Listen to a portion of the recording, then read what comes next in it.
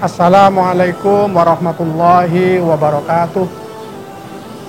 Bismillah, alhamdulillah, wassalatu wassalamu ala rasulillah wa ala alihi wa ashabihi wa mawala amma ba'du. Yang saya hormati para pemirsa dan saudara-saudara sekalian, kaum muslimin rahimakumullah. Tentu pertama kita bersyukur kehadirat Allah Subhanahu wa taala bahwa kita semua masih dikaruniai kesehatan sebagai kenikmatan yang terbesar untuk kita semua. Dan kita tentu berharap terhadap saudara-saudara kita, kawan-kawan kita yang sekarang ini sedang mengalami satu musibah yang terkait dengan pandemi corona ini. Mudah-mudahan oleh Allah SWT kemudian segera disehatkan kembali dan bisa berkumpul dengan keluarga, terutama di bulan Ramadan, bulan yang penuh berkah ini. Bapak, Ibu, dan saudara-saudara sekalian yang berbahagia, kita bersyukur karena pada tahun ini kita masih bisa bertemu kembali dengan bulan puasa yang agung ini. Satu bulan yang di dalamnya penuh dengan berkah, penuh dengan ma'unah, penuh dengan maghfirah, ampunan dari Allah Subhanahu wa taala.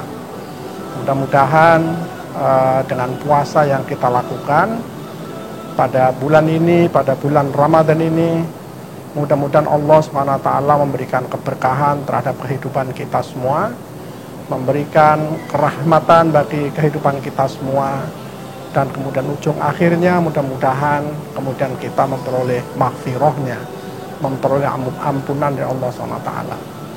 Sebagaimana doa yang sering kita lantunkan, Allahumma inna nas'aluka ridhoka wal jannah wa na'udzubika min sakhatika wan nar. Mudah-mudahan dengan lantunan doa yang semacam ini yang sering kali kita baca, terutama di tengah-tengah sholat kita, di tengah wirid kita, di tengah zikir kita, mudah-mudahan Allah SWT kemudian memberikan pada kita pintu maaf yang luar biasa. Dan puasa saya rasa menjadi salah satu di antara instrumen dalam rangka untuk memperoleh pengampunan Allah SWT. Bapak, Ibu, dan saudara-saudara sekalian, kita sekarang ini sedang menghadapi satu musibah yang luar biasa, satu ujian yang luar biasa, dan saya yakin bahwa semua ini adalah bagian dari kehidupan bermasyarakat, kehidupan berbangsa dan juga bernegara. Sebab kita tahu kita saat ini sedang menjalani satu kehidupan di tengah wabah corona yang luar biasa, dan tidak hanya bangsa Indonesia tetapi umat seluruh dunia sedang mengalami peristiwa pahit semacam ini. Oleh karena itu kita jadikan momentum puasa ini sebagai salah satu sarana untuk muhasabah kita pada Allah SWT.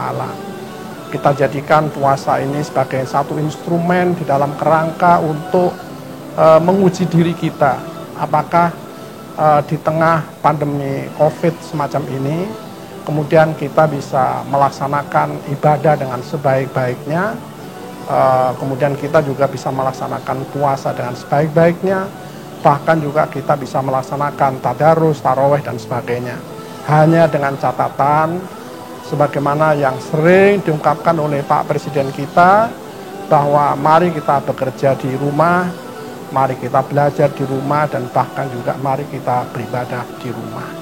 Ini saya rasa ajakan yang sangat simpatik dari Bapak Presiden untuk kita semua, dan saya rasa tidak perlu kita perdebatkan, karena memang harus seperti ini. Kita jangan melawan terhadap bahaya, kita jangan melawan terhadap wabah corona ini, karena ini sungguh-sungguh wabah yang luar biasa. Dan sebagaimana kita tahu bahwa makin hari makin banyak yang terkena wabah ini, terkena virus ini, karena mungkin salah satu diantaranya adalah karena ketidaktaatan kita terhadap apa yang sesungguhnya harus kita lakukan. Nah, puasa ini Bapak Ibu sekalian saya rasa adalah bagian dari upaya kita untuk melakukan hal-hal tadi itu, melakukan ibadah termasuk di rumah. Ini kalau secara sosiologis sering saya nyatakan bahwa sekarang ini adalah eranya agama berada dalam wilayah domestik.